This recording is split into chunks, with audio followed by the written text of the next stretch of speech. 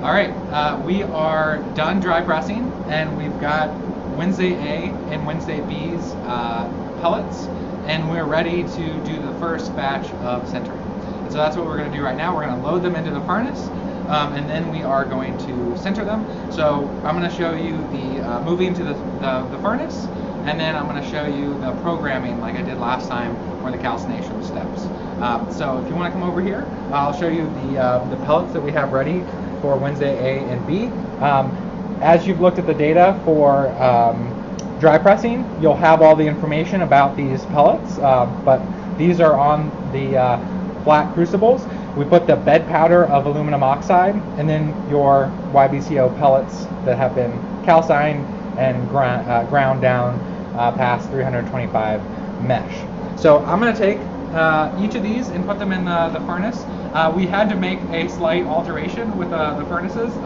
As you know, we're sort of shut down at UK other than some essential personnel. And so two of the furnaces that we were using no longer work. And so we are using the crucible furnace. So as you see me kind of take them over there, you'll notice that this is a different furnace. That is because we've had some malfunctions and we can't have it properly fixed yet. So I'm going to take Wednesday A's samples, pick them up very carefully from the top, and I'm going to put them in the furnace. And I'm going to try to put them on the left side of the furnace.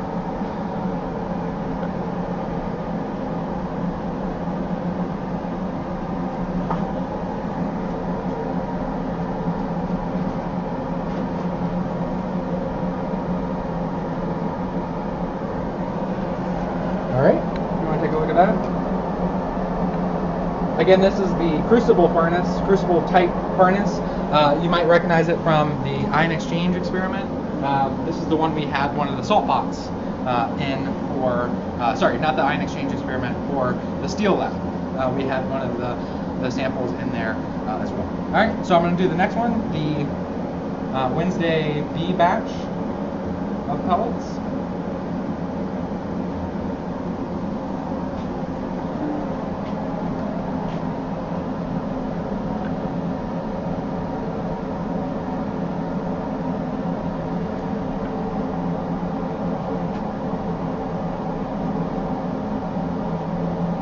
Going to move them as close to the center as possible.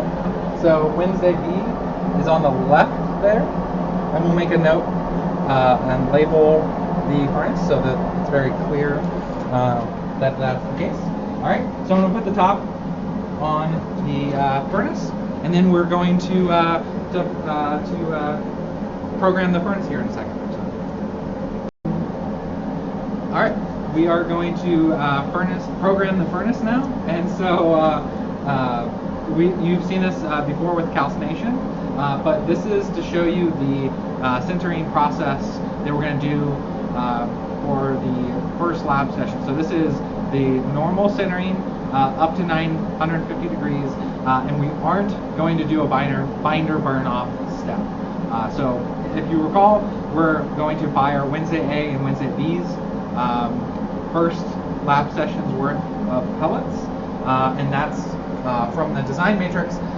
That is going to be the no binder burn off step. So I'm going to go ahead and program this if you want to come over here and see this.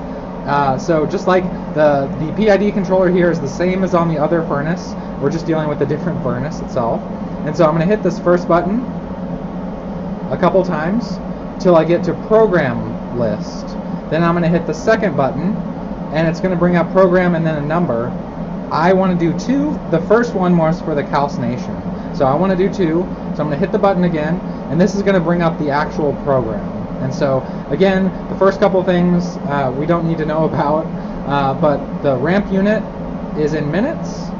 The dwell unit is in hours, so that's pretty standard for what we want to do. And then we only want to have one cycle, so we don't want this thing to repeat. And then it's going to go to the first segment number. And so this is going to be a ramp. So ramp, and then R means ramp rate. And so the first one is going to be a ramp rate, and we're going to target, that's what the TGT means, 950 this time. So this is our sintering condition. And then the next one is going to be the actual rate of 10 point 0.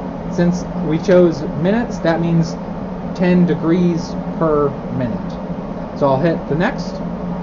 So the second segment is going to be a dwell.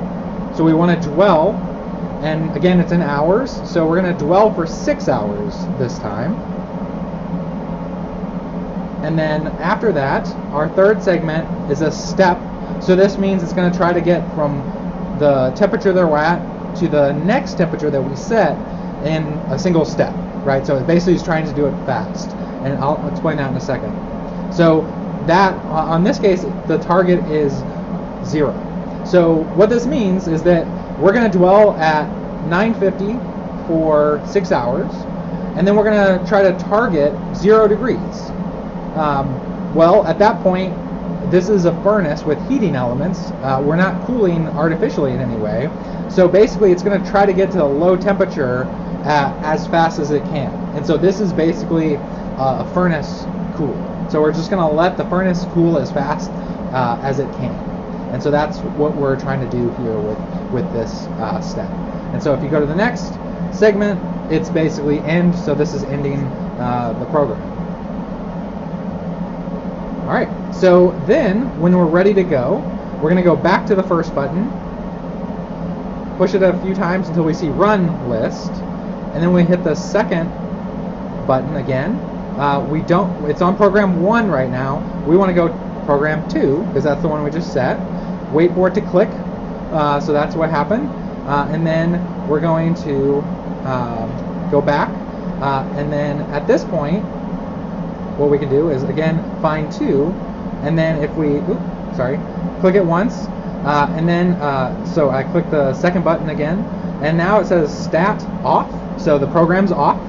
So what I want to do is click up to the run function, and again wait for it to click, and then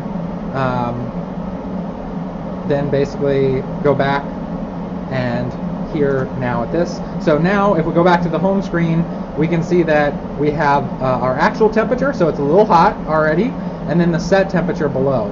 One other thing that I didn't do here is that I have a switch back here, if Antonio can see that. So this is the power to the actual heating element. So I turned that on, so now it should actually be able to heat up. This first power button was for the actual PID controller. So both of them are on, the program is on, and so it should be running at this point. And so this will take several hours, as you can imagine. Again, you can kind of do the math of the ramp rate, what temperature it's at right now, how long it's going to dwell, and approximate the furnace cool, and kind of have an idea of how long that's going to take. But we'll come back once this is done. So we'll sort of fast forward through time here and show you what it looks like at the end. And then at that point, we can do some of the characterization techniques that we're going to do in this lab. So we'll be back when this program is done to show you what it looks like.